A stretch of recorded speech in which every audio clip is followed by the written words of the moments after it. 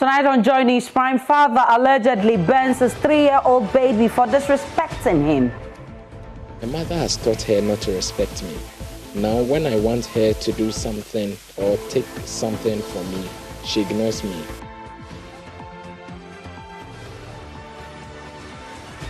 Seven out of 12 inmates who broke police cell at Zeno Atadeka after pouring hot porridge on officer rearrested. My private police, Mr. Saviran, Mikoto. Nam who say the pabe drum pim. I'm sorry, Jinai. Nam who say, you're moi. In Kumasi, anger, disappointment, and extreme worry about the future. That is the reaction of some residents in that town to the announcement of likely outages at 7 p.m. each day. If there is any problem, they have to solve it before all these things should come. Can't say 64 years. It does not suffer doing so. Timpani for a month, Muhammad has no doom area. We are just be now open the move to light and another.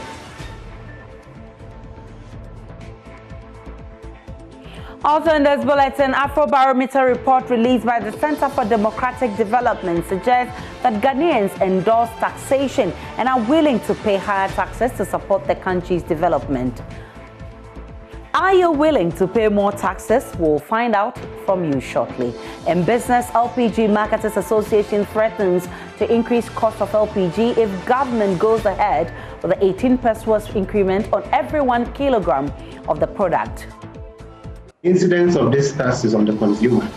So if government succeed in pushing it through, it's the consumer who is going to pay at the end of the day.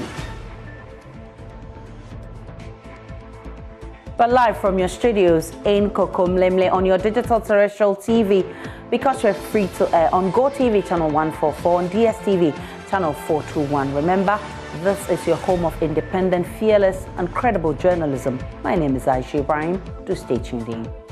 I'm grateful that you chose us. In a very first story, a 35-year-old man has allegedly caused severe burns on his 3-year-old daughter at Obuasi, Ahansuye Wodie in the Obuasi East District of the Ashanti region. The father, who placed the child on hot water, said the girl was disrespecting him and also displaying irresponsible behavior at home.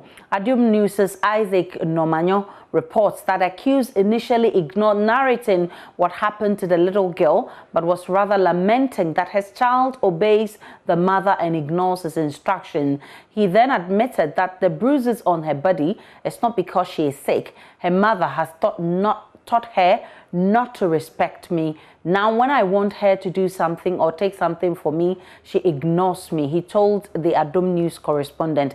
When I have found right now, she will come closer to eat with me when I have food, and if she wants to attend to nature's call or urinate, she will release them on herself, he added.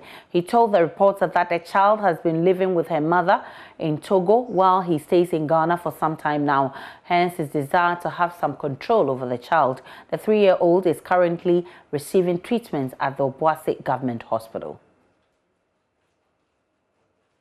Taught her not to respect me. Now, when I want her to do something or take something from me, she ignores me. When I have food right now, she'll come closer to eat. And if she wants to attend to nature's call or urinate, she'll release them on herself.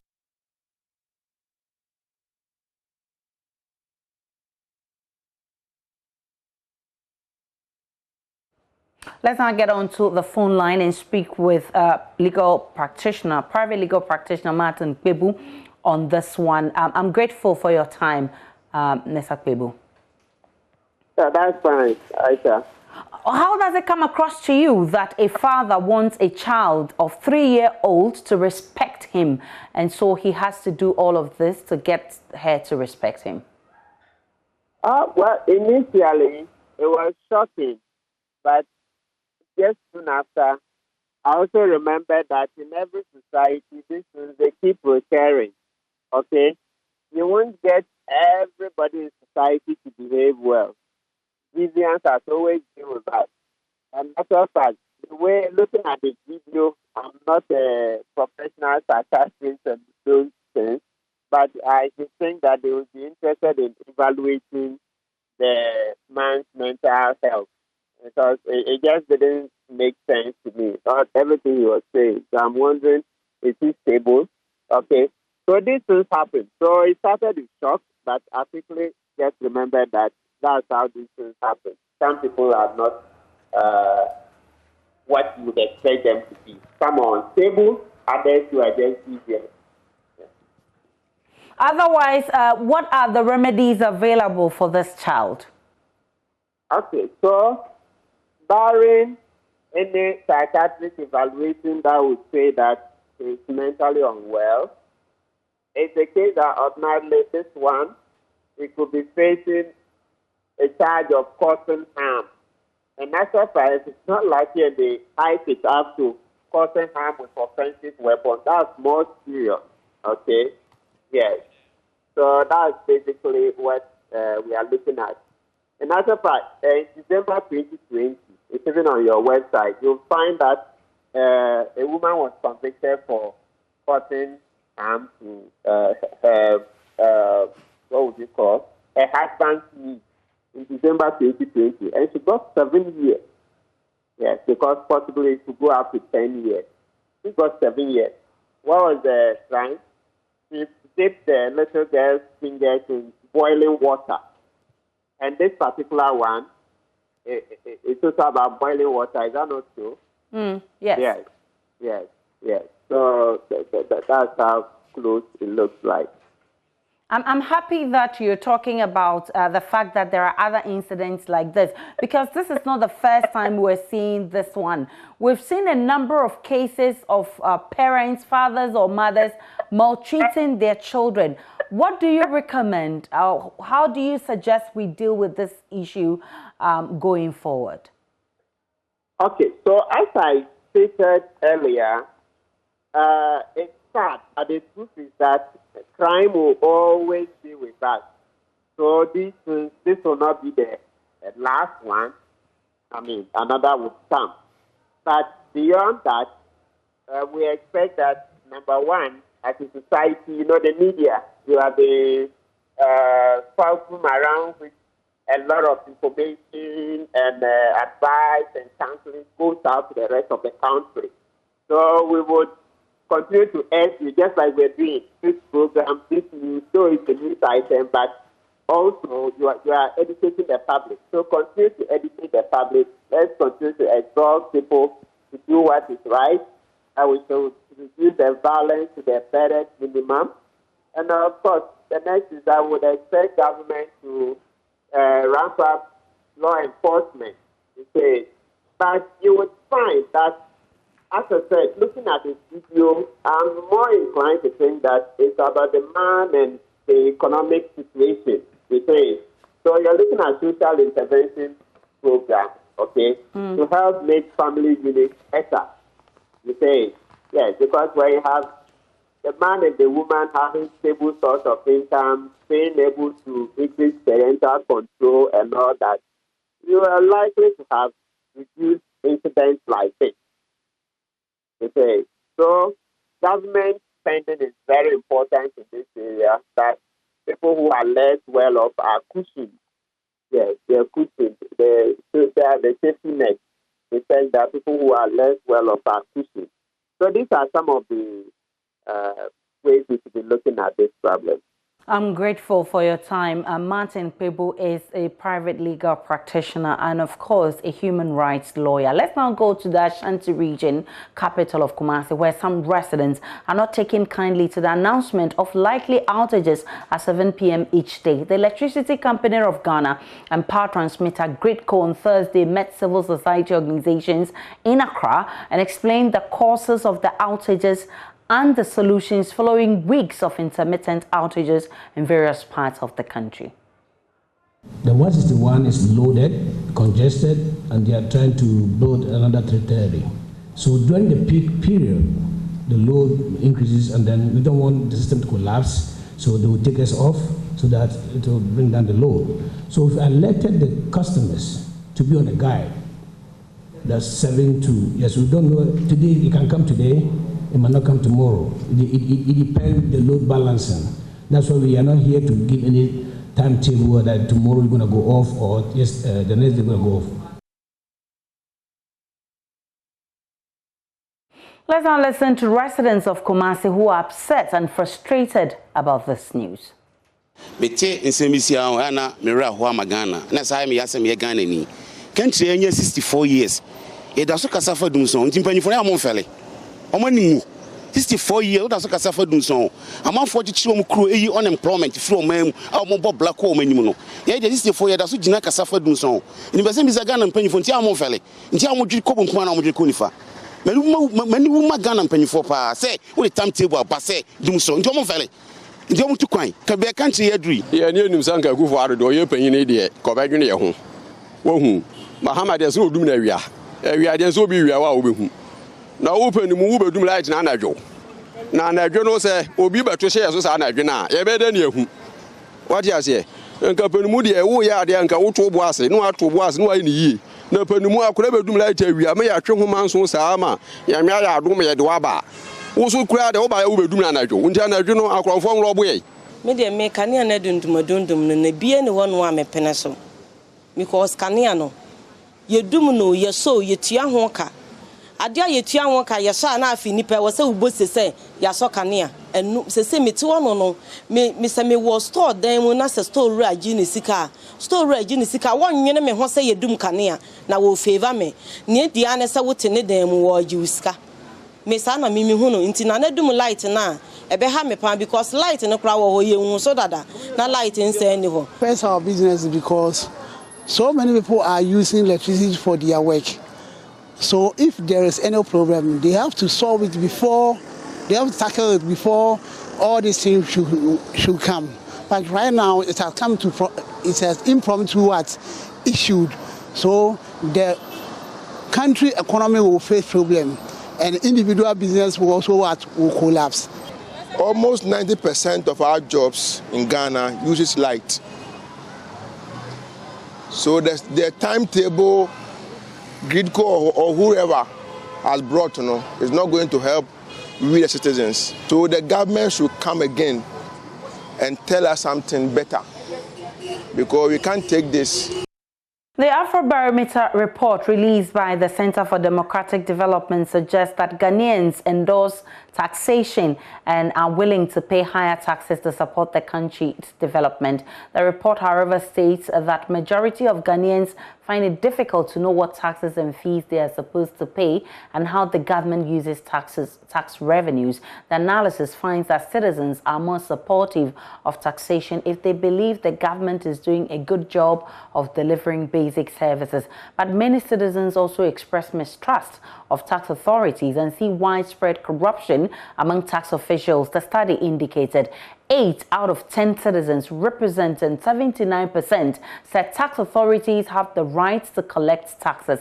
This report comes on the back of the newly introduced taxes by the government. The government in 2021 budget stated that it introduced new taxes, including 1% COVID-19 levy, 1% increase in national health insurance levy, and 1% increase in flat VAT rate, as well as a 30% increase in fuel prices to take care of excess power capacity charges and sanitation pollution levy, which covers 10%. Joining us live on Zoom is Gilfred Esiama. He's a research analyst with CDD Ghana. I'm grateful for your time, Mr. Esiama. Thanks for having me, Aisha. Mr. Siama, how did you arrive at this, that Ghanaians are really supportive of paying taxes? So, as a lot of Ghanaians may be aware, Afrobarometer conducts this public opinion survey every 2 to 3 years. And this current survey that we are discussing was conducted in 2019. And as part of the standard questions that when we go out, we ask Ghanaians, we wanted to know their opinion about the payment of taxes. So when we set out, we do a nationally representative survey involving 2,400 adult Ghanaian citizens. And in this survey, we work with the Ghana Statistical Service, and the methodology that we use ensures that every Ghanaian adult citizen has an equal chance of being selected to participate in this Afrobarometer survey that we do. Well, share with me the methodology for this one, because there are a number of people out there who say they do not support, pay more taxes, but your research indicates otherwise. What was the criteria for selection for people who would give you responses to the survey? So we work with the Ghana Statistical Service first, and we basically do enumeration areas. So before people go to the field to even gather this information, we divide the country into enumeration areas, and then we select this representative, which is the 2,400 representative adult citizens. And when they go, we have enumeration area that has been predetermined for the people to go and work. When they get to the field, there is a criteria for them to select who takes part in the survey. So we have a working pattern that we do. So it's not purposive. Over there in the field, people use random sampling technique. So there is a working pattern which introduces some form of systematic selection. So a working pattern where you count 1, 2, 3, 4, 5, and the fifth house to your right, you just enter. When you go there, which means the house is selected, you look for a household. And how do you do that?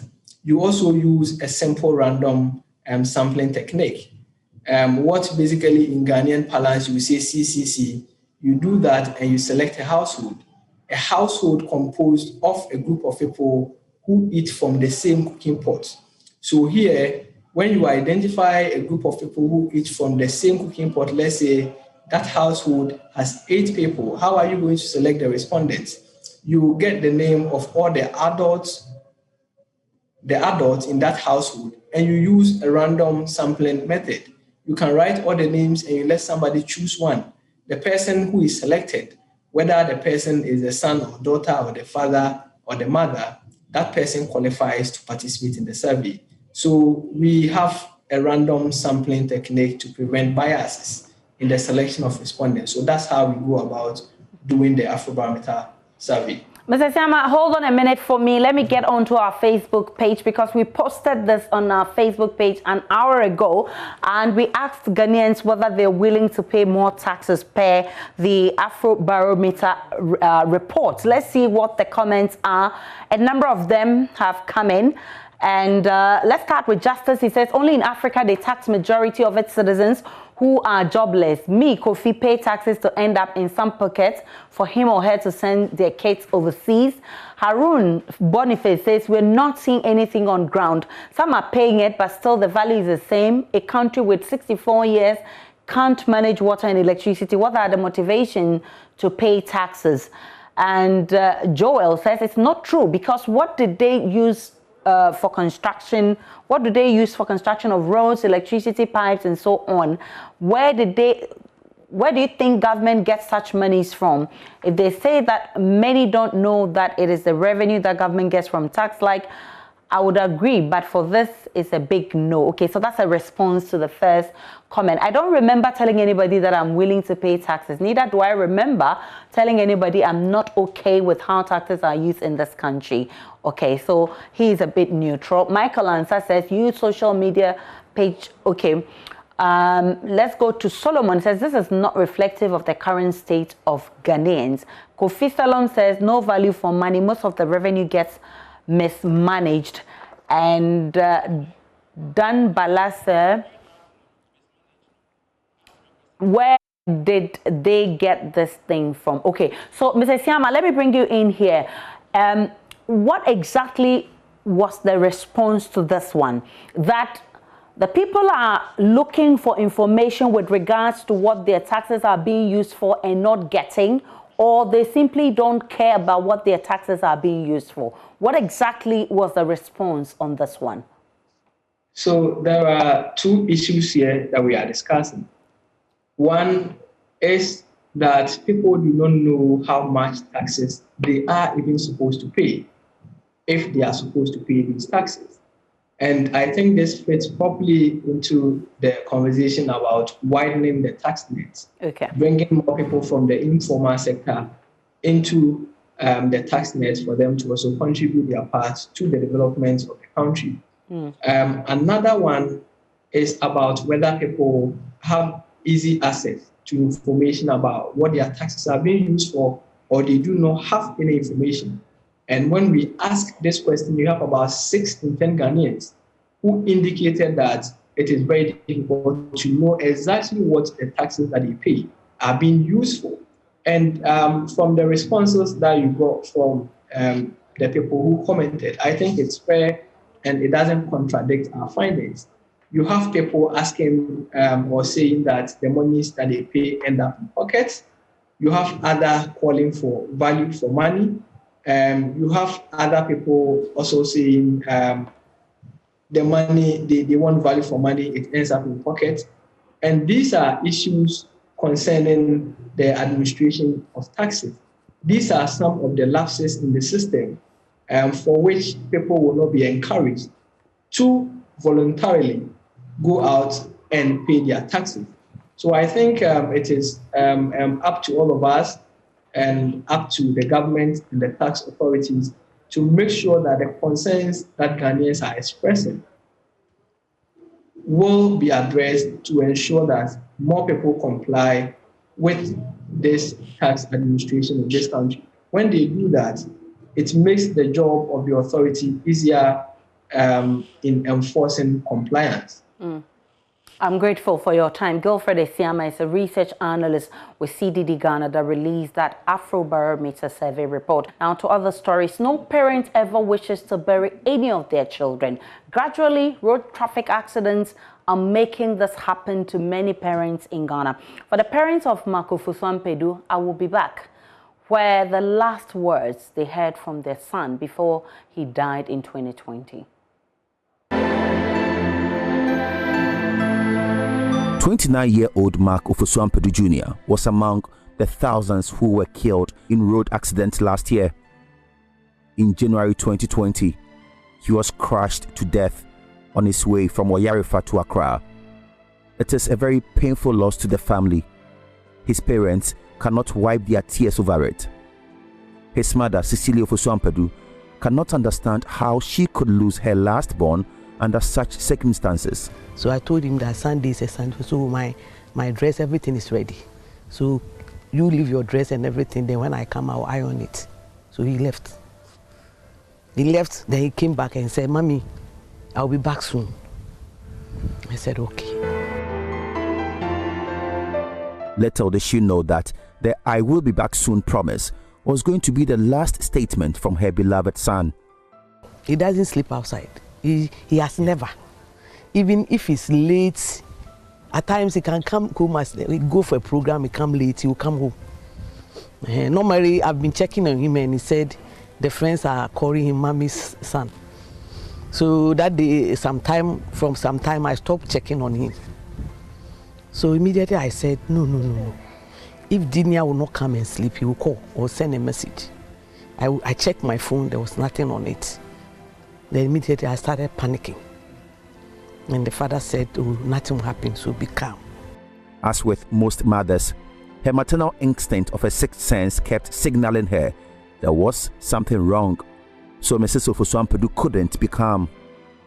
Indeed, a call from Mark's boss early the next morning confirmed her worst fears. Then he said, oh, somebody said he saw the car in an accident and they rushed him to hospital also. In fact, we started calling everybody that we knew. The friends started calling the friends here and there, trying to locate where we can find him. Then we were told that he was sent to Pantan. They had to abandon the scheduled Thanksgiving service and rush to the Pantan hospital. They didn't know this hospital could not handle Mark's case, so was referred to the 37 military hospital. His father, Mr. Ofosu Ampedu, tells us more. I don't know what happened at 37, whether he was here, but when we checked there and there was no records about him, then they advised them, why don't you check the police hospital? So we followed up to the police officer, that place too, there was no record. But it's somebody who said, is it not that young man whom they brought and sent him straight to the morgue? So I decided to rush there, and lo and behold, when he was lying on a stretcher. Immediately I saw him. In fact, I thought he was not dead because he was just lying there. I could see my son. I didn't see any blood or scratches around him. So I just held him. You did? Mentioned his name. There was no response. The story is part of the build-up to our latest Hotline documentary, Crushed, which airs on April 12 to make a date. And still to come in this bulletin, 7 out of 12 inmates who broke police cell at Zeno Atadeka after pouring hot porridge on officers rearrested.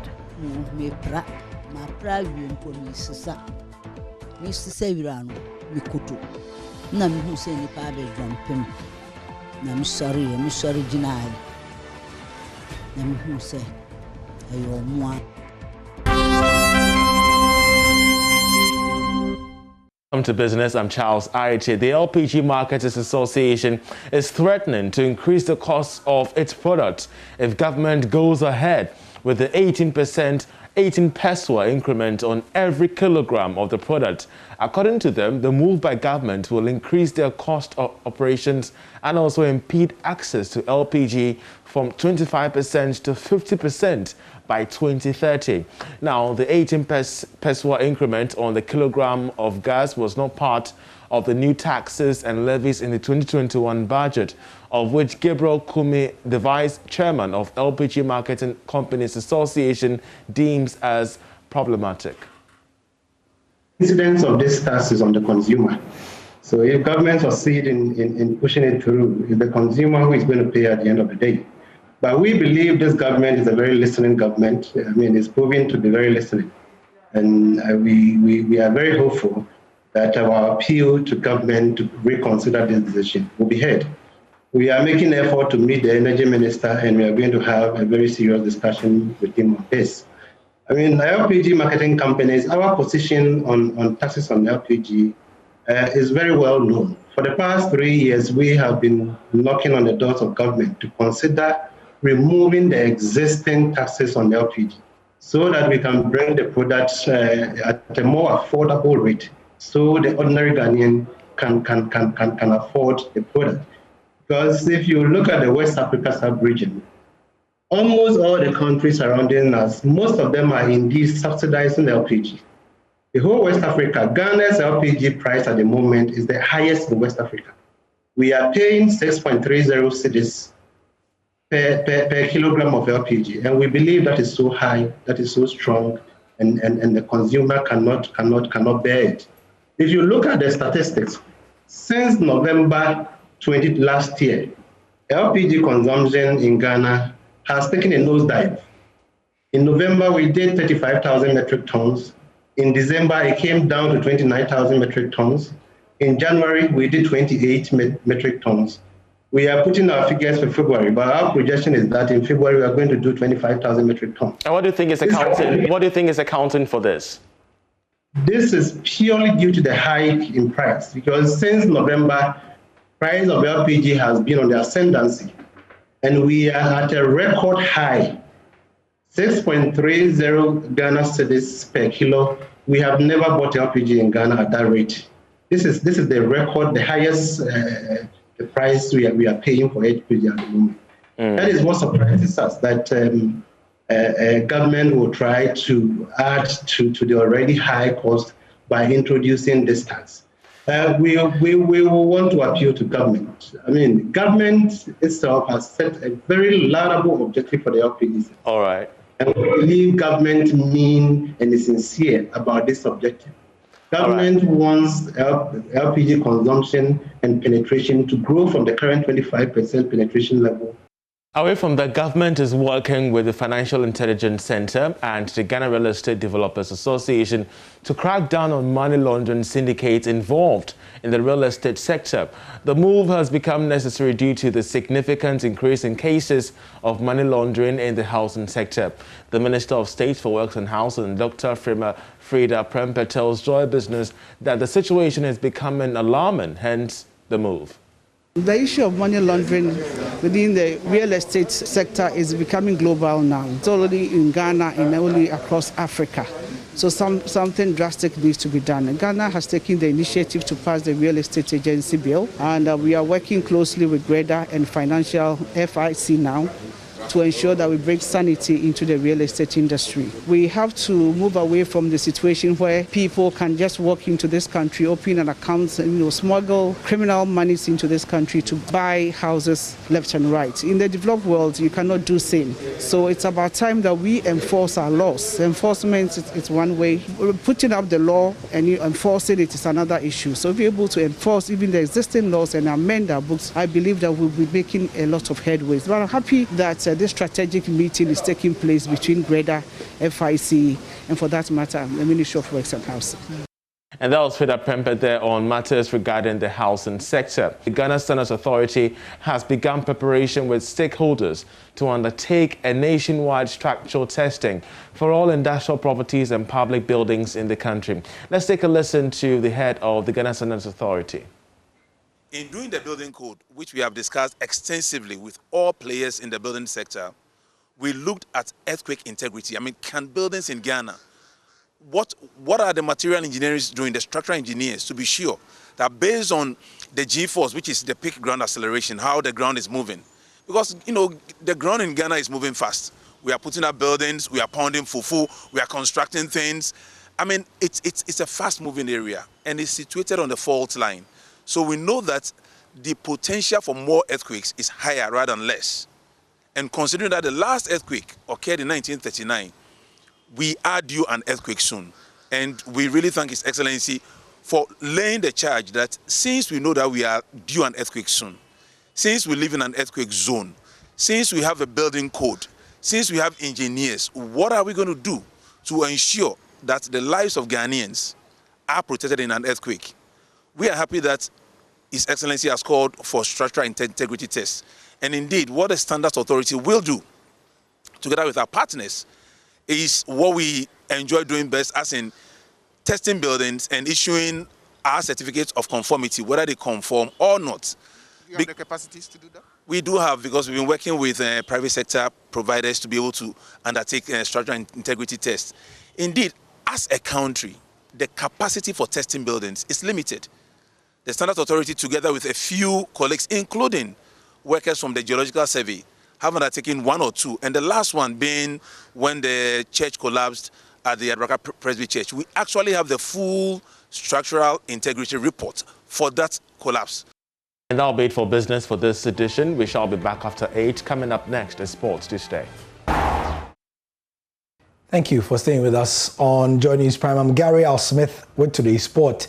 Asante Kotoko head coach Mariano Barreto says the current position of the club on the league table does not befit its status. According to him, the Kumasi-based side, who lie third on the table, have enough quality to be leaders. Asa completed the first round of the Premier League season, scoring just 13 goals and attaining just 27 points. Head coach of the team, Mariano Barreto, says with the quality of players available to the setup, it does not befit the status of the club to finish the first round of the Premier League season on just 13 goals. I think they are accepting very well, because even they feel that the position on the table that I find when I arrive was not deserved when we're comparing his individual skills and his individual capacity or how they can perform. I think they are realizing that they are not doing everything they can do. Because it's not only wearing the jersey and we say, we are Kotoko, so it will be easy. It's finished. Long time this not happens. You wear the jersey of Kotoko because someone chooses you because you are one of the best in your position in this country. So this is why you are here. Mariano Barreto added that players signed on by Asante Kotoko are the best in their positions in the country, and they must appreciate that their quality is not enough. You have to work to prove that Ushuzu was right. So I think they are getting the message, and we are talking a lot about this, especially that if you don't fight, if you don't show warrior instinct and killer instinct, it will be difficult, because other clubs, for them, the biggest target is beat the champions. This happens not only in Ghana, any country. Everybody wants to beat the champions. It's an extra challenge. So we have to know that, the players have to feel it, and cannot forget. Because if you forget, if he thinks coming like Kotoko, it's enough to win, the first round prove that this is not the way. Asante Kotoko will play Brecum Chelsea on match day 19 of the Premier League. Let's check fixtures of the Ghana Premier League for match day 19 this weekend. And already Dwarfs have played 1-1 this afternoon. And so we'll look at the rest of the fixtures. They played with 11 Wonders, and subplot is that the Japanese player Jindo Morishita came on after 64 minutes to have his debut for the Cape Coast club. Tomorrow, there's Ashanti Gold versus Hearts of Oak. There's Liberty Professionals and Elmina Sharks. Legon Cities play Great Olympics on Sunday, as do Inter Allies Kerala, Wafa Bechem, Bediama Dreams, Adriana Stars, King Faisal, and also Kotoko versus Chelsea. Referees manager of the Ghana Football Association, Alex Kuti, has said that young referees and earths from the associations catch them young refereeing policy officiate matches in the yet-to-be-launched Juvenile League. Kote believes there are many young kids who desire to venture into refereeing, and his outfit will harness their potential. Launched last year is to unearth young referees and groom them to become FIFA and CAF officials. Referees manager of the Ghana Football Association, Alex Corte, tells Joy Sports young referees discovered will officiate in the Juvenile League. The FA will launch the juvenile tournament very soon. I'm sure maybe next week or so it will be launched, and then we would unveil everything. I mean, we want to try as much as possible to use these young boys and girls to officiate in the juvenile tournament. Okay, and so the preparations are going on. They are working very, very hard. I must commend the RFAs. I mean, they have worked very, very well for us, and if the tournament starts, you will see toddlers officiating in this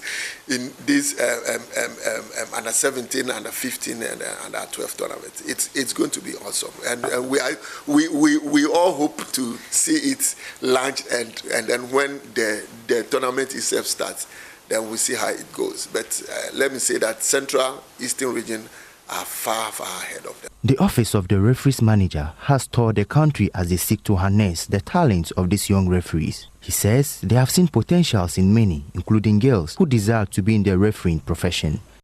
4 games to look out for match day 19 this weekend will be packed with good games. The case of the Ghana Premier League player Exodus is there. Jindo's story about his debut. UEFA have confirmed 22,500 fans will be at Euro 2020, and other stories as well. Thank you for your time. I'll be here on the other side of 8. Bye-bye.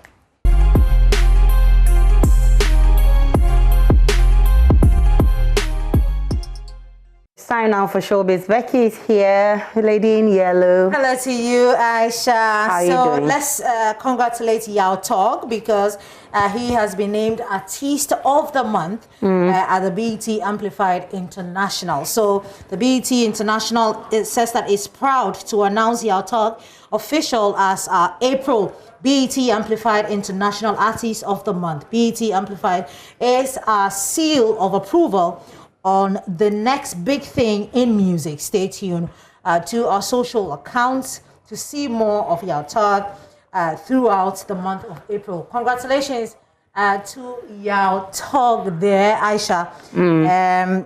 I mean, this guy, congratulations to him. He started on a good note, and we hope that I mean, he ends on a very good note. Well. And this evening, the Queen of the Airways, Doreen Ando, is featuring on PM Personality Profile, and she's been talking about beefing. You know, we've all been worried about, you know, how, you know, the extent to which this beefing goes, and she says, I mean, we need to put a stop to it because it doesn't really add anything to it. Doreen. Go well for the industry, one. And two, where else is it going to lead you? Are you going to be beefing for life? How do you think your children will view you when they're older and they realize that my dad wakes up every morning and he's fighting with his buddy? It definitely doesn't sit well. So in as much as you could let your child understand that, well, that beef was arranged beforehand, that's great. But if you can, explain to your child who you're also trying to, straighten up, then don't do it at all, because then it doesn't add up to anything. What do you gain from the beef? Yeah. What type of musicians would you give credit to when it comes to this type of, staying strong in the business? In the business. No, I think the likes of J.W. Ambule has, he's done his time. Somebody like Pat Thomas has, done his time. But Kojo Intri, Amachi Dede, I mean, all these people, the minute you hear their music, you're moved to dance. Yeah. Because they created music not for the moment, but for the future. And so, there's several other musicians who... Wow. Doreen Ando there. It airs at 9 p.m. She says something very important. The people she mentioned, they created music whose songs are timeless. Yeah, not for the moment, but for the future. And one of those people definitely is Amachi Dede, who is I'm very excited, who is on E-Vibes. Oh, yes. Starting tomorrow. Oh my goodness. I can't wait to watch that and interview. On Sunday on Joy Prime 6 p.m. Okay. Amachi Dede will be on. But and you know what struck me in that interview? He says age is what? Is a club. Is a club. If you want, you can join. Ready to join it. And he asked you, I still look young, right? Yes. You asked me, you were wondering why I was driving at this age. Yeah, you're driving, yeah. Yes, I drive my own car. I don't want any driver. You see, you may move with somebody, maybe he won't tell you I drink or I don't drink, you see, and if you don't take time, then you're gonna lose your life, and I don't want to die young. And because age is, I always say that age is a club. If you are ready to join the group, then you join them. But Abrante Amachi Dede, I'm not ready to join because I know I must still look young.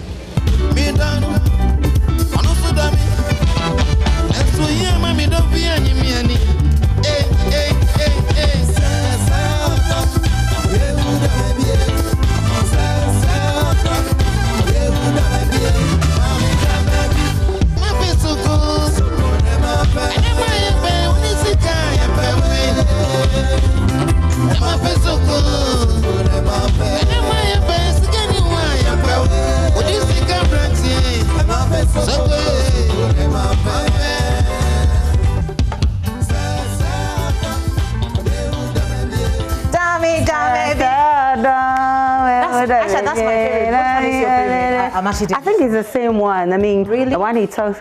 You were singing one just now.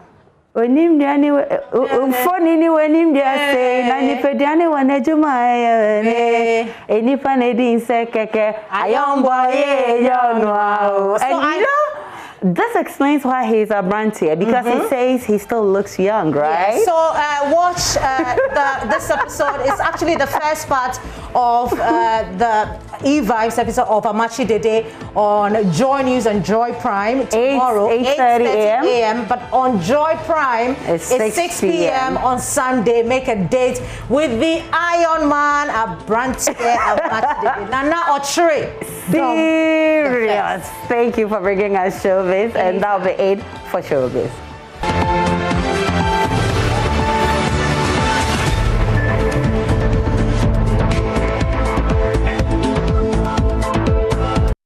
Welcome back to Joy News Prime to the rest of our stories. The center pavement at the Accra Central Market has been cleared for tree planting. According to the Greater Accra Regional Minister, Henry Korte, this is being done as part of Make Accra Work Again project. Market women who were previously selling foodstuff on the pavement have been left stranded.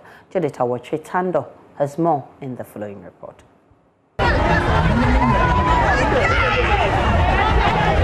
Market women grapple with their foodstuff to avoid the bulldozer.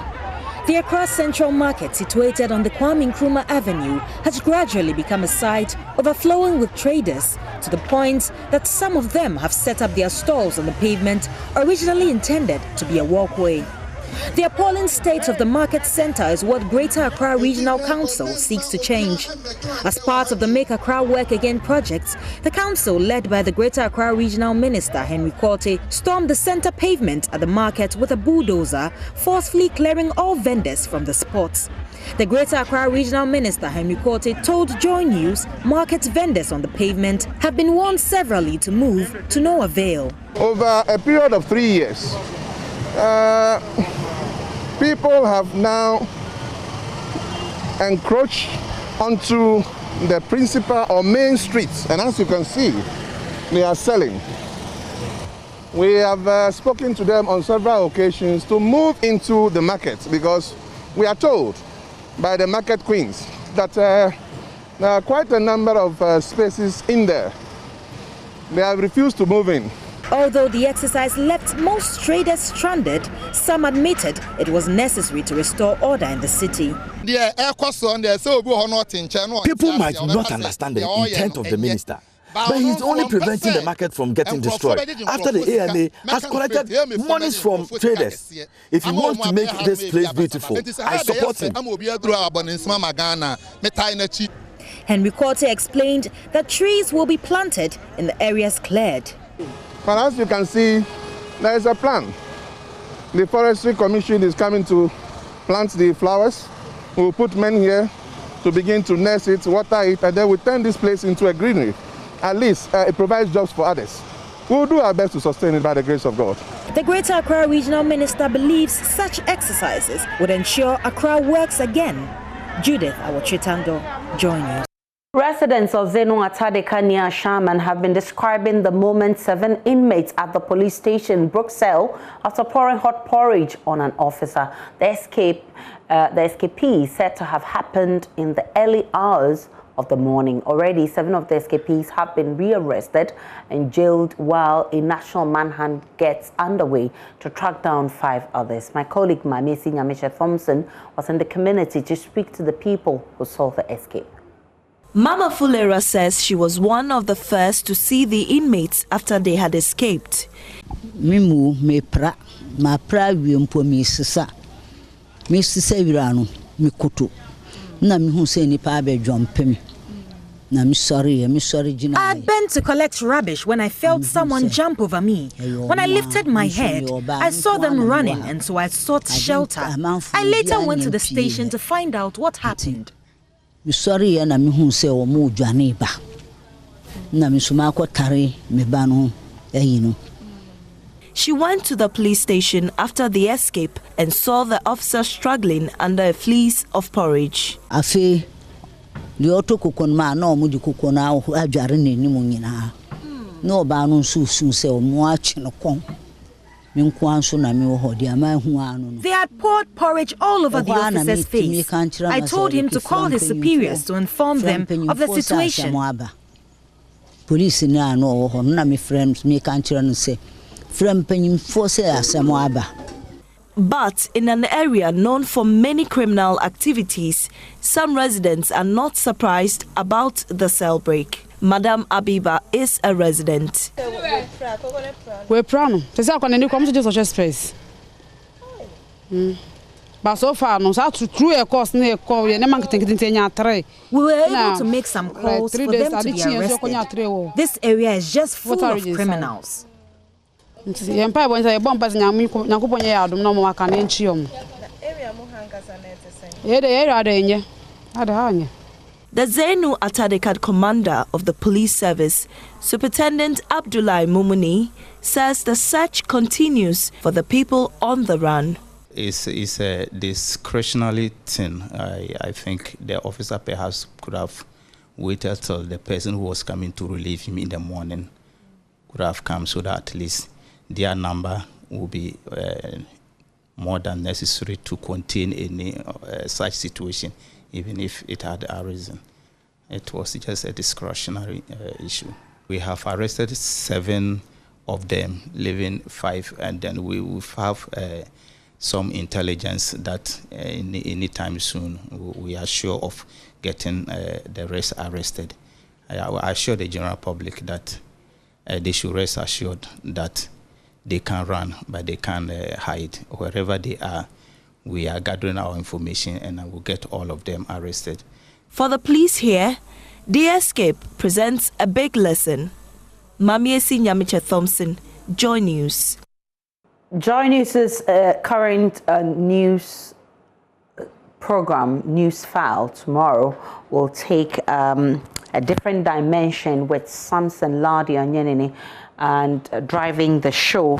Joining me on the phone right now via Zoom to tell us more about tomorrow's special edition of News File is host Samson Ladi Onyenini. Samson, I'm grateful for your time. What's so special about tomorrow's News File? Right. So, Aisha, we take the view that people must not only tune into radio to listen to partisan political debates and how to realize good governance, but they must also get to listen to what affects them, what empowers them, and what benefits them directly.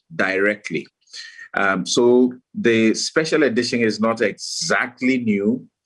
I have from time to time hosted experts on critical subjects, and our audiences are familiar with me discussing pensions, insurance, hosting iconoclasts like Dr. Charles Rekubrobe, Dr. now Professor Raymond Atuguba, for the best of education and empowering knowledge about specialized matters. Often, what happens is that you realize that all of us in the media, we wait until, say, elections.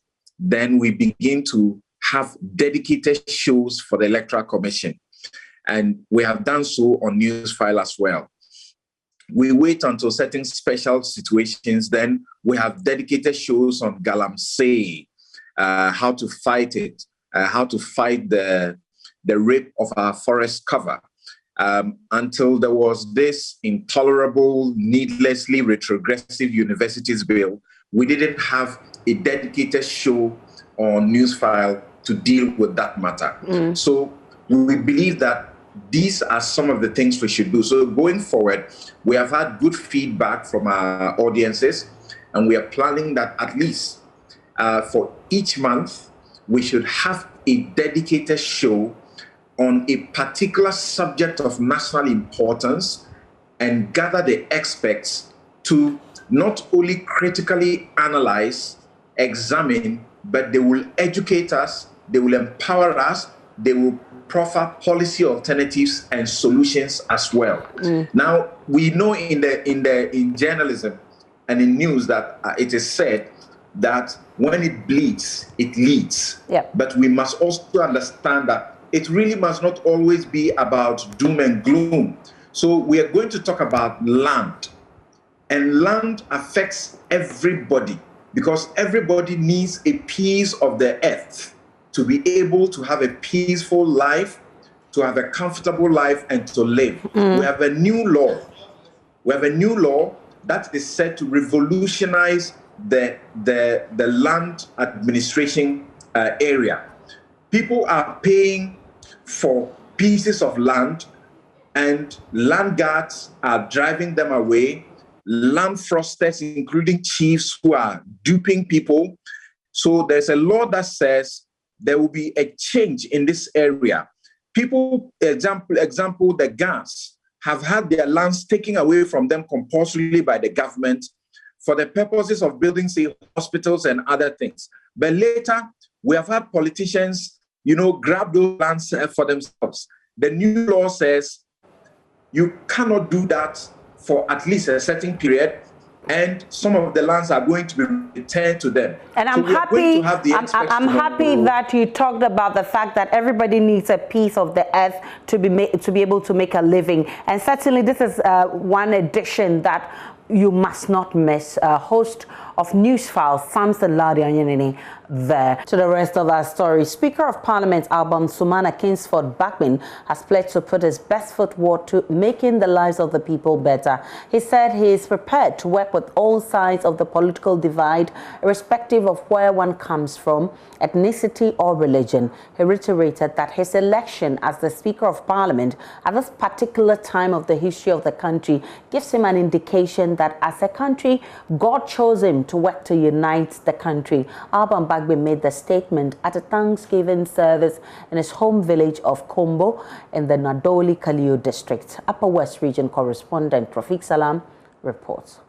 The backdrop was without any scintilla of controversy and unorthodox, just like the man. It was a fitting symbol to a man who spent 28 years in Parliament as legislature and crowned it as a speaker. At a time that the nation is sharply divided, evidence in the hung Parliament, the onus lies on him to stay focused, drive the country in unison and to safety. I am chosen as a speaker who is neither a member of Parliament of the majority group, because they have 137 plus 1, and that is why I refer to it as majority group. And I'm also not a member of the ruling government. He's already aware of the albatross hanging on his neck. To look at all Ghanaians, not some, not party, not tribe, not region, but our motherland, Ghana. I am persuaded that God has a design, not just for me, but for the people of this country. The events of the recent election and its outcome give me that indication. And as coronavirus rages, he invited over 2,000 people from the length and breadth of the country, including politicians from all sides of the divide and traditional rulers, to participate in the Thanksgiving service. All of them were masks.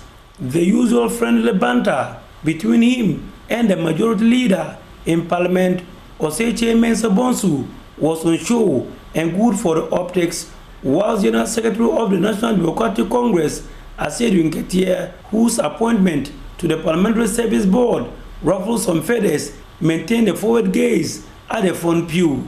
Mind you, this was an occasion bigger than the grievances and tensions that couldn't quite be disguised. Oseche Mensah Bonsu summed up the struggles Sumanale, as pronounced by his father at birth, goes through before making it to the zenith of Parliament. The route between Sambo and Accra is long and bumpy. Right Honorable Bagbin has surmounted the challenges and risen to where he is now because of the education that he was able to provide himself. He pulled himself up, as we've been told, by his own bootstraps in those very heady and difficult times. But today, we have FQ, free, compulsory, universal basic education. At his time, growing up, there was nothing like that. And yet, he was able to scale the hurdles.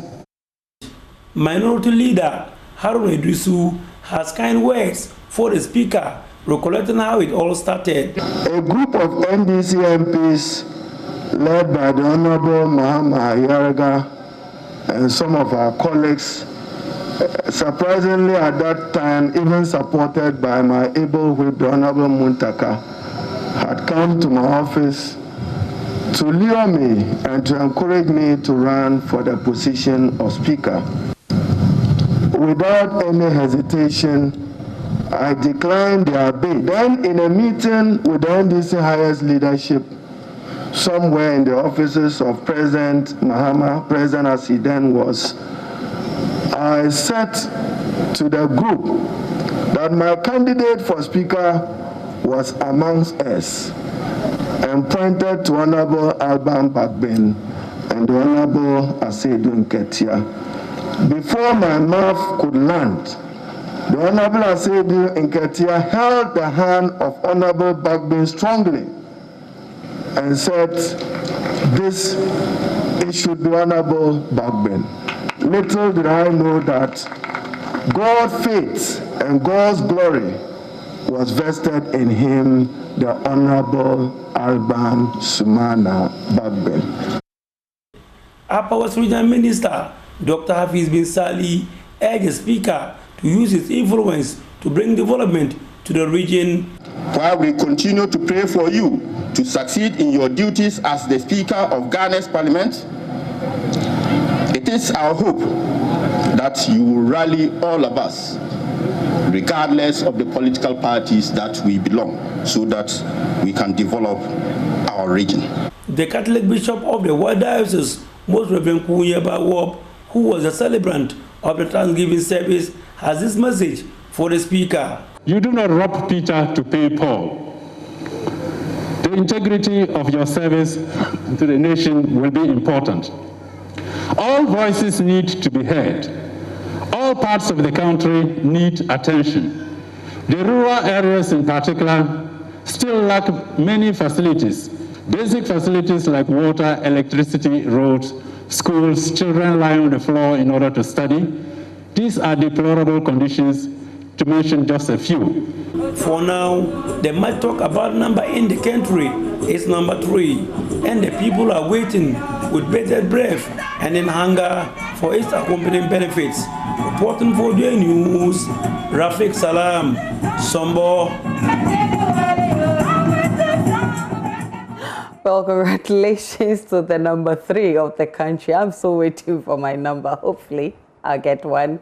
Residents in the Nkwanta South Municipality of the Oti region are calling on authorities to fix a metal bridge that has become what they describe as a death trap. The metal bridge, which was constructed about 2 years old, links Nkwanta to adjoining communities, has some bolts, and that's completely damaged due to heavy-duty vehicles that used the bridge during the construction of Nkwanta Chilinga Road.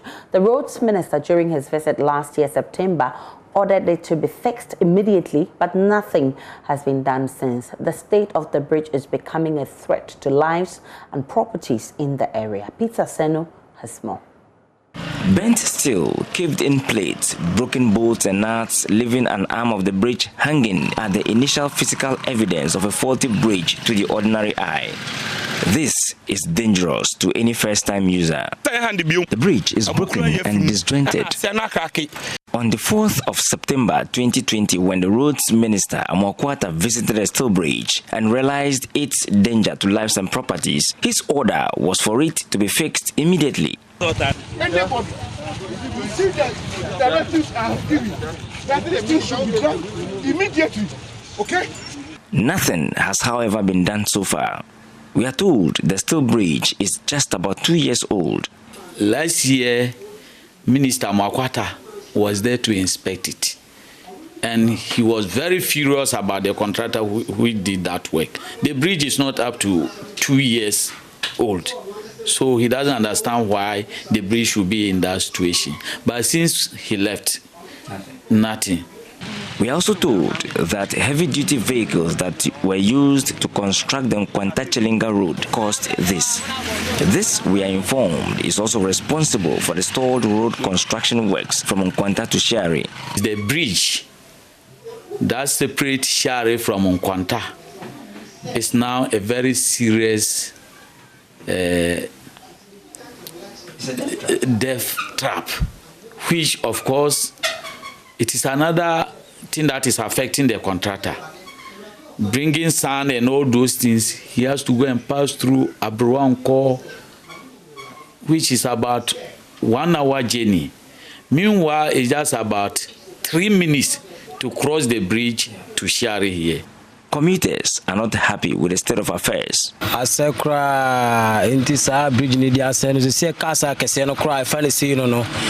bridge is in a bad state. You have to drop off loads and carry them by the head to the other side. We are appealing to government to fix it for us.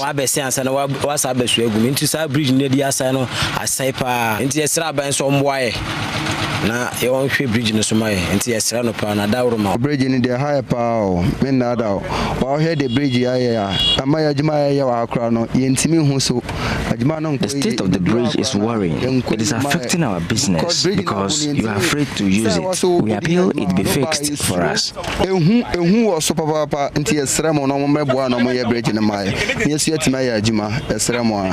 Those who were ordered to have acted immediately must, before any disaster strikes. Peter Senu for Joy News. Some residents of Kelpohene in the Sanarigu municipality of the northern region have turned the premises of the health facility serving the area into a place for open defecation. The chief of Kelpohene several years ago donated a large parcel of land to the hospital for future expansion, but because the health facility has no fence around it, some residents have turned the premise into waste dumping and toilet facility. Regional correspondent Martina Bugri reports. It is a common sight to spot residents in the night defecating around the health facility. The daring ones sometimes even come in the afternoon whilst healthcare is being delivered. This is said to be affecting healthcare delivery following the stench that overwhelms the facility and the flies that takes over the place. Physician assistant of the health center, Zakaria Said, said the facility is currently recording more typhoid and cholera cases due to the indiscriminate dumping of waste and open defecation the community is practicing. Reviews, high hotel reviews, high fear reviews. Malaria is over the top among the first 10, top 10 causes of OPD cases. Malaria is the highest, usually followed by upper respiratory and then diarrheal diseases. Kids usually report here with typhoid, and when you have typhoid, it means you've taken some death, fecal matter. So the warning is crucial to us. If it is done, it will go a long way to solve a lot of problems. A superintendent community health nurse at the reproductive health clinic Comfort Adantura said open defecation around the facility is an old age challenge they have been grappling with. This particular situation been with Kingdom Camp. Since I've been here, it's over 10 years now, and this thing has been there. And at times we even have to come out to do communal labor. Then some organization also comes to help us to clean the place. But still, they will come back and defecate. If they can construct a toilet for the, especially these are the school children, who comes to do, mostly the school children. The assemblyman for the area, Musa Nabila, admits the act goes on, but said because it's under the cover of darkness, it's difficult to control the people. He said several complaints to get the assembly build a fence wall around the facility has not yielded any results. The people who are doing the open defecation, they should desist from that. And apart from that, we are seeking for help from outside, even Assemble. Even though we make a case concerning about the land of the Assemble. Our last General Assembly meeting, we appealed for Assemble to build a wall so that it will cover the land of the health center and then the primary school as whole. But we have not heard anything from them. We'll take a break on Joy News Prime. We'll bring you business with Charles Aite. And welcome to business. Now, it appears a mixed reaction from mobile money users and agents have met the newly introduced No ID, No Momo system by MTN. Now, the new system, according to the telecommunications giant, was rolled out to end the fraud associated with mobile money transactions. But barely a week After its official introduction, some mobile money users and agents have been sharing their experiences on whether or not the new system will bring any positive change, as have been propagated by MTN Ghana. My colleague Nicholas Brown engaged some of them, and here is some of their take. Now, there wasn't any issues at all with the when they come. I only told them that when you are doing withdrawal, me for instance, when you are coming to do withdrawal, I ask of the IDs first before I start with the transaction. So if you don't have, I'll just let you know. Now with withdrawal, you have to use your ID. Do you think it's helping to reduce the fraud cases? In any way, yes. Anyway, no. With the yes, because if, for instance, someone sends money and you go to withdraw and the person goes to report, which has a process. When they are doing the tracing, they will know that yes, this person came and removed the money. But somehow to know, because all the cards, even with the ID, with the old one and the new one, you can still use the old one, you can still use the new one, because I have noticed even if you key in any number at all, you can do withdrawal. Just is at my risk, which I'm not ready to do. Me, it's two things. It's good, and at the same time, it's bad. It's good to identify the withdrawer. It's good. I mean, just to put security, it's good. But it's bad in a way that, brother, in Ghana here, we have as many as 10 ID cards per each person. And secondly, people are going to lose their IDs. So for the IDs there, Maza, it's going to cost a lot. A better rough. So far, some of the challenges that I'm facing now is that most of the elderly ones, they find it difficult working with their ID. When you ask them, they'll be like, if I bring it, I'll misplace it, and I don't know. So far, these are some of the challenges I'm facing. I think it will help, because at first, when this was not introduced, there was sometimes those or the flood days, they will call and they will be like, oh madam, send money through your account, can you help me get it? And the uneducated ones, they try getting them. So with that, I think it's good. Initially, that was from the first day they started, the Good Friday. Some didn't remember that was the day they started. So when they come and we ask of the ID, they say, oh, they've left it. So they have to go and bring it. But I also suggested to them, if they can't bring it in person, they can take a picture onto their phones. Then when they come, they just show it to me. I think it will help. Maybe it might not help to a zero, but it will help. Because some of the scammers, actually, what normally happens is they are always scared of their showing up their identity. You understand? So they themselves, if they are able to, let's say, scam somebody on mobile money, and they have to withdraw the money, bringing their own personal ID is also a problem. Meanwhile, consumer analyst with CAT International, Apia Kosi Adumako, says the new directive must be industry-led to make it more robust. I think that we need to deploy a more secure, a more better means of identification. And I would like to suggest that this, whilst commending MTN for their leadership in this role, I think it would be better if this thing is an industry-led rather than a player-led. And also, we also need to bring all stakeholders on board to look at the potential fault points that can arise out of implementing this no ID, no Momo withdrawal, saying that at the end of the day, when you go out to withdraw money and you give your card to an agent, you know that you will be protected and that there will be no breach of your data. Already, the police has warned us that anytime you go and make a photocopy of your ID card, make sure that the photocopy agent does not even say, oh, this one didn't come well, so I'm putting in the trash, because that ID card can be used to register mobile money or even open a bank account in your name. And then when there's any issue, you will be the one that your name will be, police will start, hunting you. All right. So I think that people need to have their mobile, the ID card.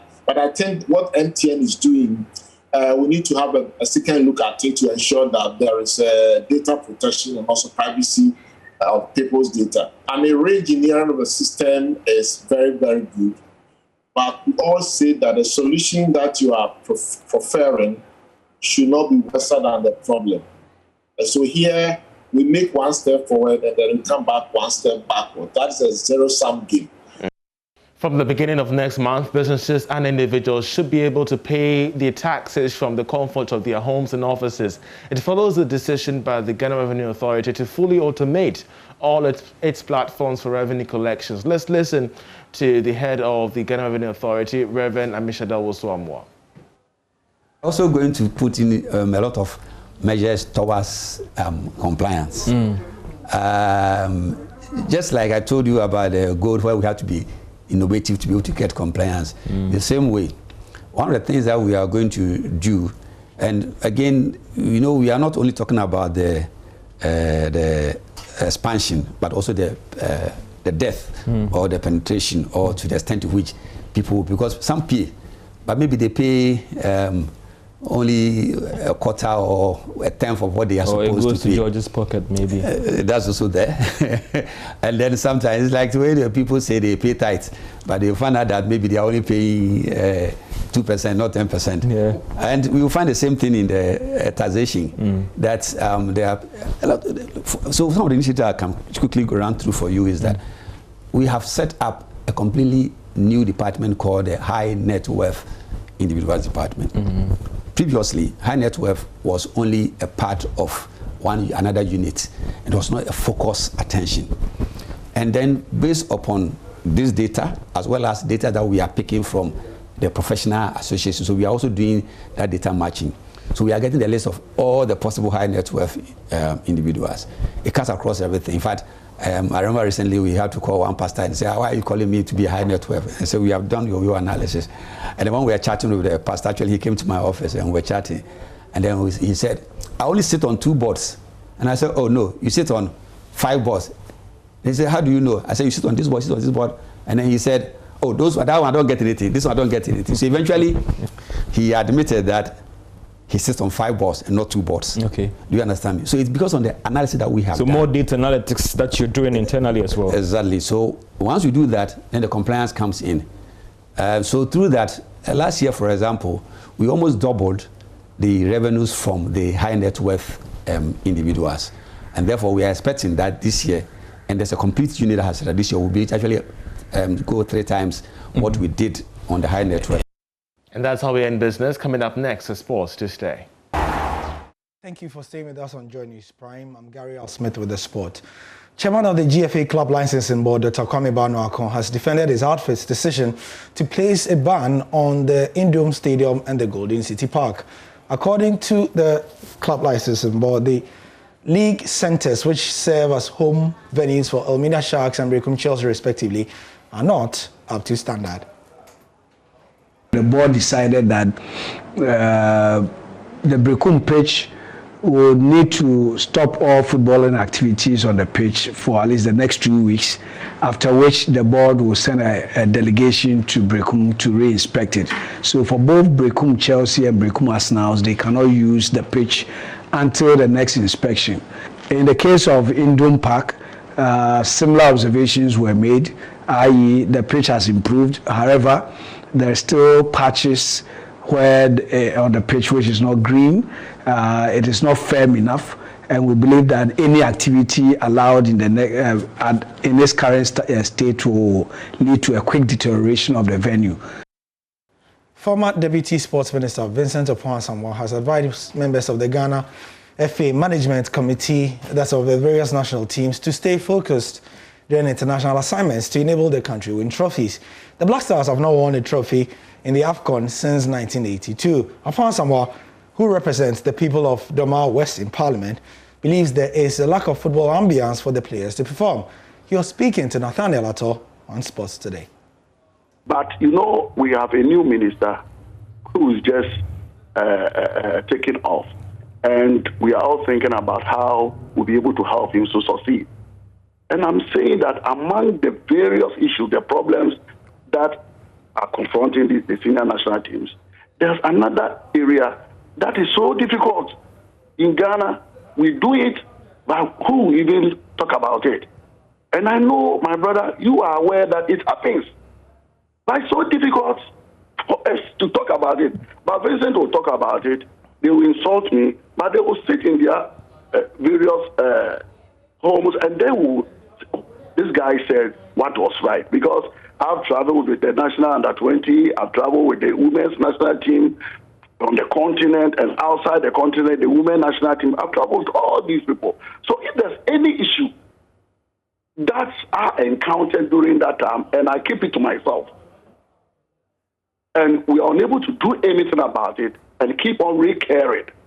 I know Egypt, there were a whole lot of issues. Instead of us concentrating on the tournament, there were other activities that people had interest in. People were visiting tourist sites and a whole lot of issues. Eventually, on 16th, we had to come home. So all that I was saying was that we have to concentrate when there's a tournament. Let's focus all our attention, all our mind, all our resources should be geared towards winning the cup and nothing else. And I think you have to also agree with, because if I ask you in private, you can also confirm certain things to me. Because I was speaking with some of your colleagues, I said, you said the right thing. Because if you want us to mention, we can also mention other things. But who will even break the ice? I have done it. You should insult me, but I know I've done my national duty. Yesterday, we told you about Sylvia Doga, Ghana's only female kickboxer who's gone pro. And she set her sights on winning medals for the country in this year's kickboxing championship to be staged in Russia. She tells Joy Sports her commitment is to make the country proud. Kickboxing is an arena many have deemed as a male-dominated field. However, Sylvia Doga is changing the narrative. After trying out on several sporting disciplines, she settled on kickboxing because she feels it makes her complete. I have been an athlete most of my life. I tried different sports. I did running, weightlifting, yoga, and kickboxing, and I think kickboxing just fits right for me. Like, I love it. I enjoy doing it, and I think it's the best. It's the only time I'm truly myself, and so that's it. As the first professional kickboxer, Sylvia Doga has set sights on winning medals for the country and also making her family and her constituency proud. I'm going for win. I'm going for win. I'm going for gold. Lots of gold. I'm just going to win. Win or nothing else. That's my mantra. Because I want to make everyone around me really proud. I want to make myself proud. I want to make my family proud. I want to make people from my town proud. I want to make my MP proud. I want to make Ghana proud. I want to make everybody proud. Everyone that knows me, I want to make them really, really proud. Sylvia Doga will represent in Ghana in an upcoming kickboxing championship in Russia later this year. Good luck to her. Let's take a trip around Europe and see what we should be expecting this weekend. I took you through the Ghana Premier League matches, so let's look at Europe now. Fulham versus Wolves is today. And then on Saturday, Man City versus Leeds United, Liverpool, Aston Villa, Crystal Palace versus Chelsea. Remember, City begin, they are charged to win their next 5 games or so. If they are able to do that, they've won the Premier League by the second week of May, I believe. Burnley versus Newcastle, West Ham versus Leicester, Spurs versus Man United. That one is live on Joy FM on Sunday. And Sheffield versus Arsenal. All those are on Sunday. And on Monday, West Brom versus Southampton, Brighton versus Everton.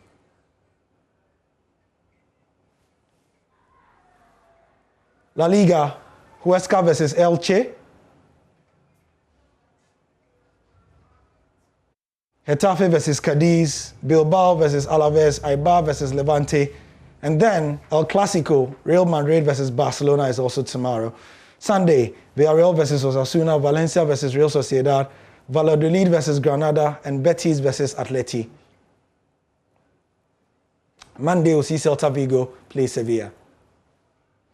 In the Serie A, there's Spezia versus Crotone, there's Parma versus AC Milan, Udinese, Torino,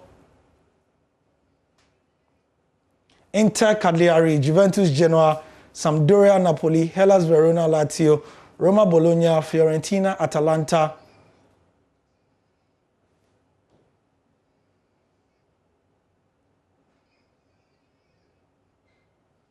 Benevento versus Sassuolo.